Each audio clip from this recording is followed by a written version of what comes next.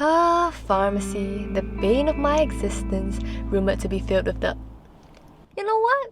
Let's not go there. Recently I took a gap year from my pharmacy studies and I say gap year, but I never want to go back. Well then, Celine, you just wasted another student's opportunity, you selfish, cruel creature. Let me explain. I'm from Singapore, so like the rest of you, you've probably already been asked the question from a very early age. What do you want to be when you grow up? And I mean from an early age. And like me, your parents probably also said that social status and wealth were the most important things in life. New data, new life. But growing up, I was more interested in more artistic things, only to be put down by my Asian society's expectations. And in my naive little mind, I thought the more I studied, the more career options would be open to me in the future when I had to make that choice. And you stupid if you think that. I'll explain why later. When A-levels passed, I was free. I was dancing, okay, there was music all around. I was sprouting wings. Until I realized that I still have not made that pesky life decision. So I decided to work part-time at a hospital as a pharmacy assistant. And no, I didn't get to wear the white coat and play doctor. Haha. I counted pills, packed pills, stacked pills. I did see the real pharmacist work and it was all nope for me. I felt no inclination of like towards it. But when the time finally came to make a degree decision, I brain farted and still selected pharmacy.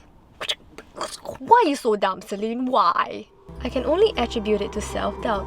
I've always studied science, so even if I liked acting and filming, how could I, this mere nobody, even dream of pursuing it, right? Right? And thus began my life at NUS. My professors range from interesting, enthusiastic, doesn't matter. I had no interest in the art of pharmacy. Each semester had me feeling more and more certain that I didn't want to do this for the rest of my life. I eventually gathered enough courage to tell my parents, only to get roasted. You see, my parents are very, very strict. They firmly believe that chasing your dreams are for the rich, while people like us have to stick with more practical options that will sustain us in life. Art's no future in life, no able to survive. And so, I let my dreams fly away. I stayed in pharmacy only to please them, but as each semester passed, theory became real-life training and I felt even more trapped in this cycle of never being able to do what I wanted to do. That's also when I started my YouTube channel. Kinda like a feeble attempt to garner opportunities and experiences.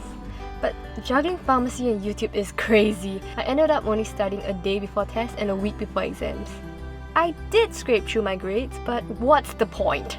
It's a waste of time and money to stay in something I wouldn't even do in the future. Like, I'm not getting any younger, okay? And then it kinda hit me. What the f am I doing? It's my life I'm gonna live, not my friends, not my parents. And if I don't work on what I wanna do, then I probably don't deserve to do it anyway. And so I decided to take a leap into the risky, unstable unknown. But isn't it scary? Well, I'm terrified. Here's me, a nobody, given 1 year to hone up skills I've barely touched in my life when others have spent their whole life practicing it. Of course I think about being homeless and hungry. But when I compare it to the alternative, me doing the repetitive, boring work of a pharmacist and never feeling really happy, I think I'd rather be on this rocky path. And that brings me back to the point of being only academically awesome. It's great to study and do well, but that doesn't mean you'll be able to do what you want in the future. And that's why I implore you to take time off studying to really discover what you love, or at least what you don't hate. Well, I always wanted to be a singer, but I'm not pretty enough, or good enough, or shh. You're awesome. Don't let your own self-doubt limit you. The sky's the limit. Try everything and keep trying. After all, it don't matter how fast you run if you don't know where you're going. I'll be keeping a record of what I do during this 1 year on my Instagram. Meanwhile, you can hit that subscribe button to show some love. See you. Bye.